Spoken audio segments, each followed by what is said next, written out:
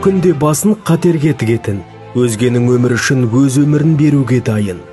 Өмір мен өлім арасында арпалыста жүрген бейбіт күннің батырлары өрт сөндірушілері. Олар кез келген жағдайға сақадай сай болу керек. Сыртқы құптылық ішкі жинақылықтың белгісі. Батылдық, қырағылық, шапшаңдық, жүректілік, ептілік, әп-сәтте шешім қабылдай алатын тәуекелшілдік.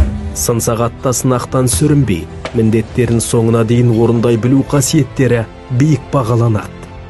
Нағыз өрт сөндіруші шаршауды, қолымнан келмейді дегенді білмейді. Олар тосыннан тұтанатын қызыл жалынмен арпалысады. Өз өмірлерін қатерге тігіп, өзгелерді құтқарады. Адамдарды қауіпті жерден көшіреді. Күн-түн демей тәуекелге барады. Жүктелген жауапкершілікті арқалаған жандар үшін құтқару, көмектесу деген мақсат күн сайын бірінші орында тұрады.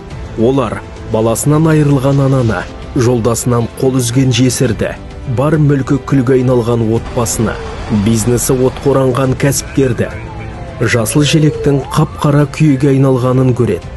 Олардың жұмысы ерлікпен пара-пар. Өз өмірін қауіп-қатерге тіге жүріп, өзгенің өмірін арашалап қалатын жандар қызыл жалын тұтанған сайын ерлік жасайды.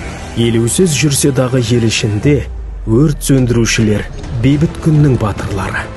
Өртеніп жатқан пәтер ішінен 3 адамды аман-есен алып шығып, Абай облысының аумағында тұтанған өрт. Осында құтқарушылар 6 күн Лаулаған отпен арпалыста қаза тапқан барлық өрт сөндірушілерге арналады.